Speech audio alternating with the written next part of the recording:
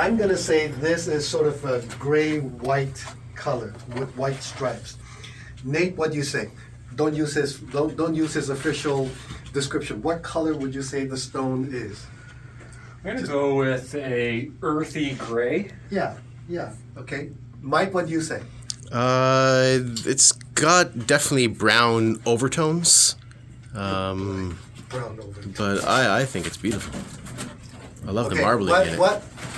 What's the official? What is the official? The official name of this material is grigio carnico, which means gray in Italian. The carnico is white veined. So that's actually the name of the material. Okay, so we were right. Because for all of you wondering why we started with this, there's an ongoing debate between our friend over here, Val, by the way, everybody, Val Acora from Acora Acoustics. Val Cora, excuse me. Acora. Just Cora. Yeah. Every time he brings another speaker in, and all of us, 90% of us will look and go, well, that looks like it's black. And he goes, no, that's blue or green. I'm going, where's the green? So for the first time, we actually agree, all of us, that this is actually gray, except for Mike, who says there's brown. Brown. I guess there's some brown, I don't know. Although there's a little bit of red fleck here. You come around. Anyway, that's the brown you're seeing. Yeah, right here. I guess it's almost like blood. Maybe it is blood. Yeah, it's my blood together for you.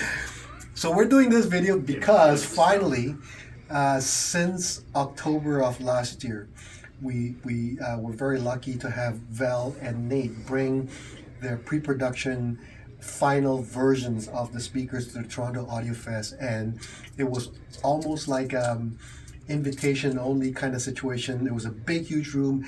The back half of the room was curtained off, and people who sort of knew would be invited to the back. Reviewers were invited to the back. And then because he didn't want to tell people that the speakers were going to be available this quickly. Anyway, finally a whole bunch of people found out, and we just opened the curtains, and then people just came in, and everybody was astounded by how good the speakers are. So this is the new version. It is Val's latest attempt, if you will, at affordability. All the other Acora speakers are fantastic speakers, but yeah, they're a lot of money. This, when we heard them at the show, at the store, before the show, we were all blown away by how amazing the sound is, and for about half the price, right, of what the regular series is, and built to just as high a standard. This is still stone, this is marble instead of granite. These are Acouton drivers from Germany, if I'm not wrong. Correct. Acouton, for those of you who know, makes some of the very best ceramic-based drivers that you can buy in the world. And in fact, a lot of very high-end speaker companies use Acouton. But typically you don't see them at this price range, or if you do, they're small little bookshelves. If I'm not wrong, there will be, I think, 5 models in this series called the MRC Series. M meaning marble. Yes. RC meaning. Just went with the rest of the names. All right. Sherry decided it, and I said yes, ma'am. Okay. We know who the boss is in this relationship. Okay, just like mine. So it's based around marble, so it's a little bit more affordable in terms of the cost of material, but no less strong, rigid, and beautifully made. See this little lip over here, relief, it's beautiful. Anyway, crossover parts to the highest level that you'd expect at this level. We were absolutely astounded by how good the sound is. And also what's interesting is that in the past, when I've heard Acouton speakers, and Acouton has been making drivers for many, many, many years, for no fault of their own, but many of the other companies who were using Acouton drivers would have a tremendous clarity and speed, but oftentimes I found them a little bit whitish and a little bit thin sounding, a little bit lean, not particularly warm or enjoyable. Nothing wrong if that's what you like, it just wasn't my taste. These don't sound like that at all. As a matter of fact, they're actually relatively forgiving.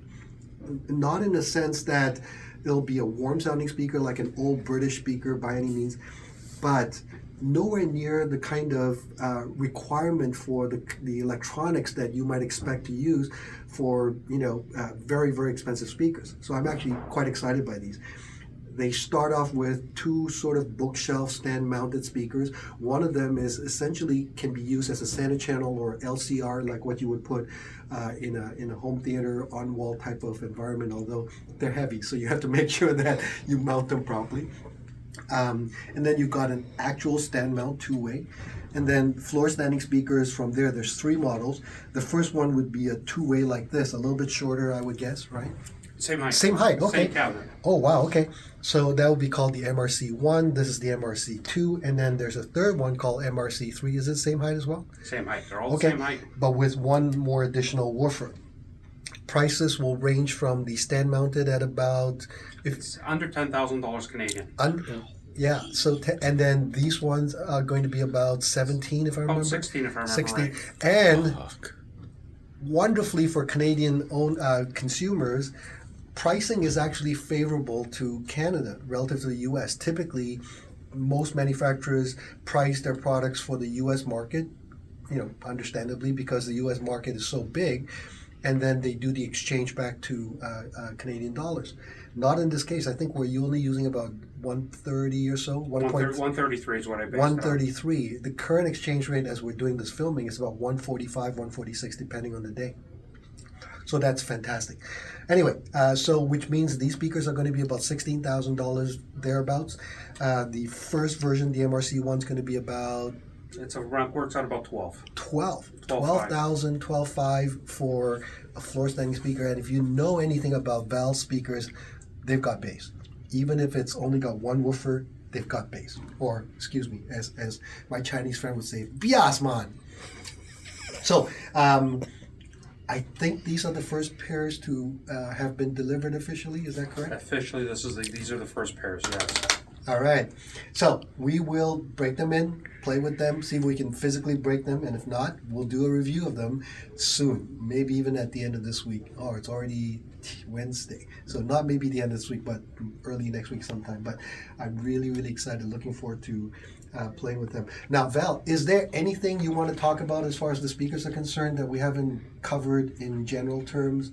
Like we'll let you have a good listen to them, Adrian, and then we'll go through this. Just like in terms of like big picture, 30,000 foot, what inspired you as far as the speakers are concerned? What were you trying to do with the speakers? What inspired me is to get us into a reasonably priced loudspeaker that anybody can afford in their home living room setting, and not having to say to an audiophile or the people, you need to get into a $100,000 system to get to an audiophile system. It's great. Don't get me wrong. These $100,000 systems are fantastic.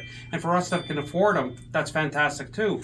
But for somebody just getting into the high-end audio world or trying to get into the high-end audio world, I wanted to give them a system that is complete with speakers that you can get into for a $20,000 price point. Wow. What that meant is to make these speakers forgiving enough that with standard electronics, even Class D amplifiers, that they sound fantastic. They're not picky. They're not going to rip amplifiers apart. They're not going to do some of the audiophile things that the really high-end speakers do. But you're not going to get that at that price point anyways. I mean, that's where we get into that little bit of finessing. But, I mean, for what these things sound like, they're going to blow people's minds. I assure you, they're going to blow your mind.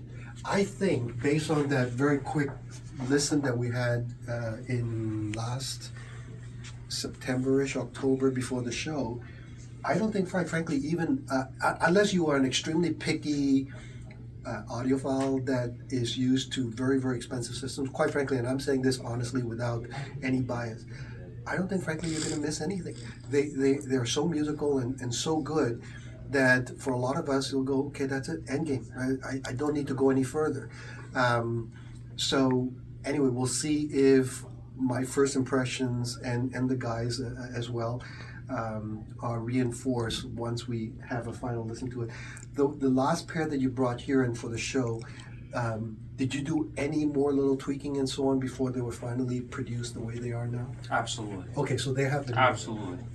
Okay, good. So we'll look forward to that. The other thing I can show you also is that I don't know if we should. Yeah, I think you did. Yeah, you did take the video of it. They, as is typical of Val, he thinks of a lot of the logistics ahead of time. So the packaging is cardboard in this case, so it's a little bit less expensive than the crates that the other speakers come in. But having said that, Insulation on the inside, really nice and thick, not cheap, and very easy to take out, as Nate demonstrated earlier. So when they're shipped, do they typically go on skids? They go on skids. We always ship them on skids. That way they're standing up. The reason we use cardboard is we did actually drop test between cardboard and wood. Wood will take one shot. Oh, yeah. And then it generally will split and start to let go. Because the structure is so strong with the stone, we don't need to reinforce the structure of the actual cabinet. So as long as the cardboard dissipates and the foam dissipates the weight, please don't try it, but you can probably drop them 10 times with nothing happening to them whatsoever. It's actually more resilient in cardboard than it would be in wood. All right, wonderful. It had nothing to do with cost. It had completely to do with how to safely transport this product from us to you and from you to the client's house. All right. Well, my misunderstanding and my mistake. I always thought that crates, but then again, you're right, because I've seen when pallets arrive, the pallets are usually, not usually, but oftentimes all splintered and all broken. If you're not careful, you'll get splinters on your fingers. So, yeah, this might be great. Anyway, that's it for the video, and we will stay tuned. We will report back soon enough. Bye-bye.